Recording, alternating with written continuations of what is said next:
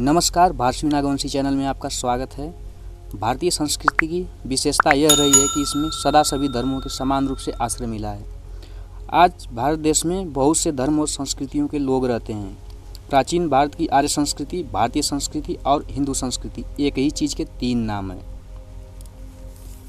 प्राचीन भारत की हजारों वर्ष पुरानी संस्कृति था, उसका क्षेत्रफल विशाल था।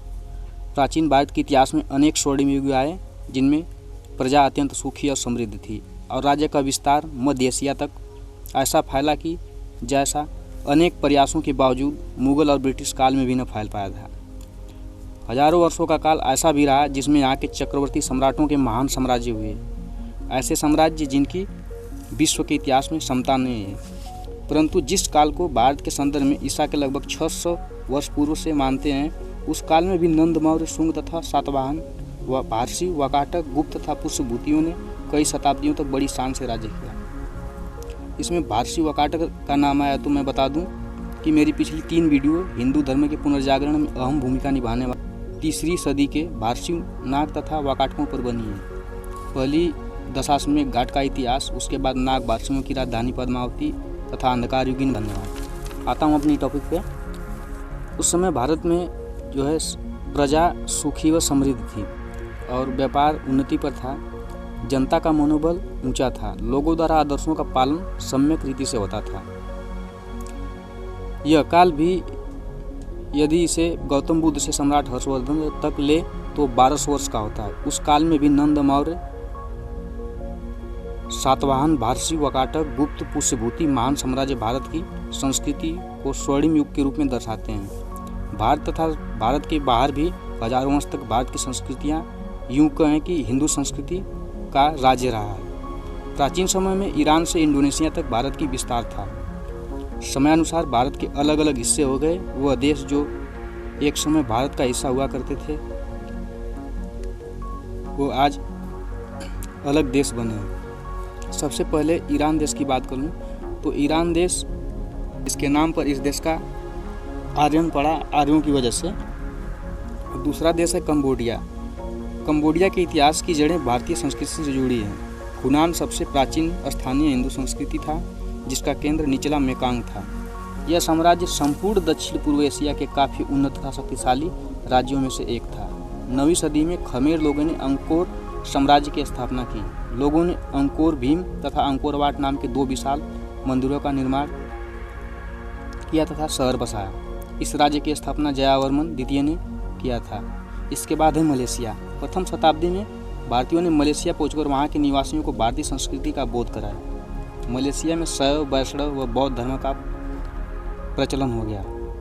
इसके बाद आता है देश इंडोनेशिया। प्राचीन भारत में हिंदू धर्म संस्कृति को यहाँ फैलाया गया। यह द्वीप जावा इंडोनेशिया का एक प्रमुख द्वीप है। सौराष्ट्र के राजा के भेजे हुए एक व्यक्ति ने ईसा की पहली शताब्दी में यहाँ हिंदू राज्य की स्थापना की। 5वीं शताब्दी में आए हुए चीनी यात्री फयान ने लिखा है कि यह द्वीप में हिंदू धर्म का प्रचार था और राज्य भी हिंदुओं का था।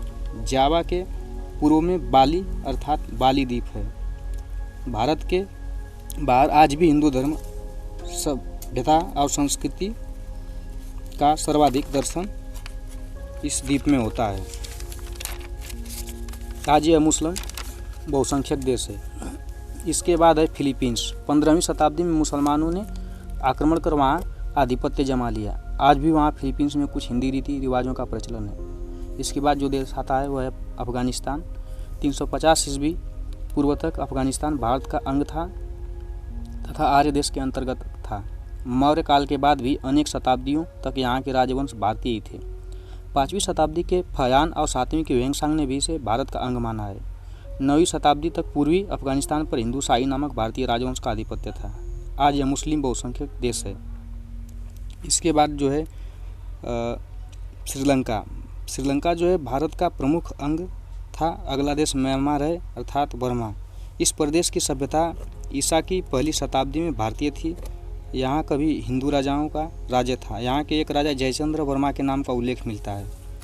अगले देश की कड़ी में है थाईलैंड। इसमें ईसा की 2री शताब्दी में भारतीय धर्मों और संस्कृतियों का प्रवेश हो गया था। और अगला देश जो है पाकिस्तान। जो पाकिस्तान जो देश है 15 अगस्त 1947 ईस्वी के पहले पाकिस्तान भारत का एक अंग था तथा बंटवारे के बाद अधिकतर हिंदू मंदिरों को तोड़ दिया गया। और अगला देश जो है बांग्लादेश। बांग्लादेश भी 15 अगस्त 1947 के पहले यह भारत का हिस्सा था। देश विभाजन के बाद पूर्वी पाकिस्तान के रूप में यह देश से अलग हो गया। 1971 ईस्वी में बांग्लादेश पाकिस्तान से भी अलग हो गया। इस प्रकार भारत की हजारों वर्ष पुरानी संस्कृति और क्षेत्रफल दूर दूर तक फैला था। भारत की संस्कृति अलग अलग हिस्सों में समयानुसार बढ़ गई। इस बातों से पता चलता है कि एक समय भारतीय संस्कृति संपन्न थी। अरब लेखकों की निगाह में अत्यंत बुद्धिमान और चरित्रवान व्यक्तियों का यह देश था। जायज ने लिखा है कि भारतीयों के पास चिकित्सा का अपना शास्त्र या दर्शन है। याकूबी ने भी लिखा है कि भारतीय दार्शनिक और अंतर्दृष्टि रखने वाले हैं। इस प्रकार अन्य इतिहासकारों ने भी भारतीय संस्कृति का दर्शन कर भारत की सैन्य शक्ति और बहादुरी का जो चित्र खींचा है वह भी इतना ही गौरवपूर्ण है। इतिहास एक ऐसा विषय है जिसमें एक प्रकरण को लेकर शताब्दियों तक खोज हो सकती है और इस दृष्टि से इतिहास पुस्तक अपने समय में सर्वांग सुंदर होते हुए भी कुछ दिनों बाद पुरानी पड़ जाती है। भारतीय इतिहास के विषय में ग्रंथ पुराणों से लेकर अंग्रेजी इतिहासकारों तथा अरबी फारसी इतिहासकारों के प्रयास की लेखनी सराहनीय। हमारी जो यह वीडियो बनी है भारत के जो साम्राज्य था इस प्रकार अन्य भूभागों पर किस प्रकार फैला था, आपने जो देखा इसके लिए आपका बहुत बहुत धन्यवाद।